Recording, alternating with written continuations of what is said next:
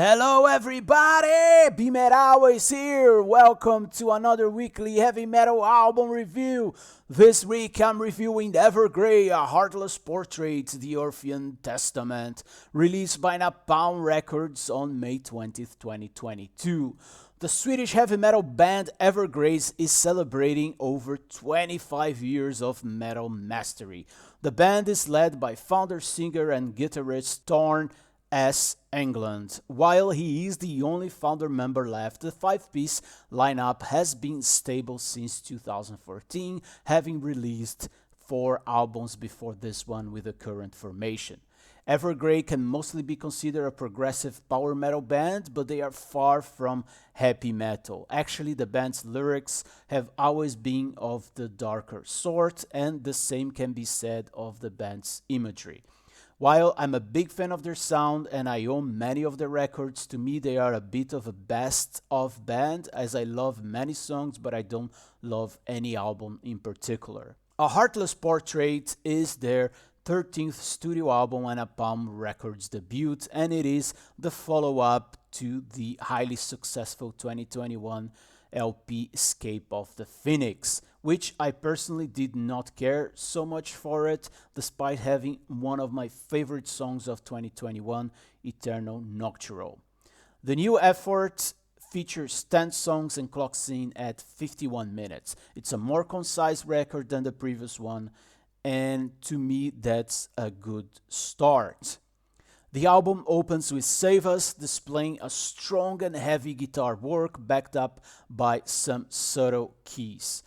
During the bridges, where they sing "Hey, Save Us," the fans actually joined them as the band recorded hundreds of voices that ended up on the final result. The chorus is emotional and catchy, as we come to expect from Evergrey. This was the first video single out of the album. Midwinter Calls was the second, and it features some more heavy riffs, and it is overall another strong song with again very nice melodies, especially during the verses. I don't love the oh parts, but okay. Also, I must point out the higher level of the guitar solos on this album. Both Tom Englund and Hendrik Danaj seemed to have stepped up their game, and that led to more trading solos than ever before. Blindfolded is the third and last video of their trilogy. It is also really the first episode of those 3-piece story. It's another heavy and strong track. It's quite cool that such a strong song is placed that late on the album, and it speaks to the quality of A Heartless Portrait. Those songs are heavy, but there's also another side of the band, and with Ominous, Evergrey goes melancholic and darker and even more progressive. A beautiful song. Here, it's another example of the cool guitar solos I talked about on this album. The Great Unwashed and especially Wildfires are both more on this side of the band as well. Call Out the Dark brings the keys to the forefront with a very cool riff, and it delivers one of the best choruses on this album. Very catchy and groovy song, no wonder it's one of their singles as well. The heavy riffs are back with the sort of title track, The Orphean Testament, the longest song on the album with 6.5 minutes. The other kind of title track is Heartless, an up-tempo heavy song with another catchy chorus. A highlight in this song to me is the bridge after the second chorus. It's a variation of the chorus but more atmospheric, and it demonstrates how much of a great singer Tom Englund is. It's a beautiful passage, and actually all over the album his performance as a singer is also excellent. It's great to see that he keeps improving and expanding his vocal range and techniques. Now, if I'm being picky here, it's difficult. I enjoyed this album quite a lot, and I don't have specific issues with it.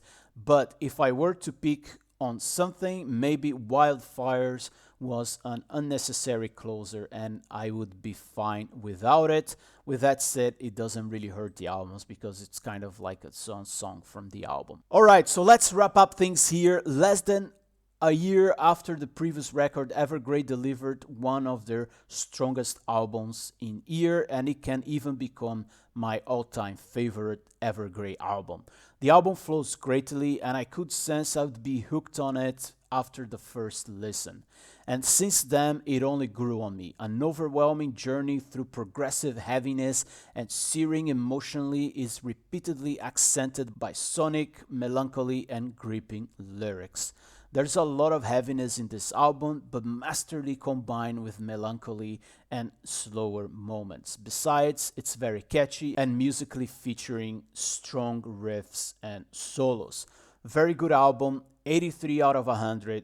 I could go higher during the year, but for the moment, I'm giving it 83 out of 100, a progressive metal lesson without overdoing things. Thanks for being here, for listening, and BeMetalways.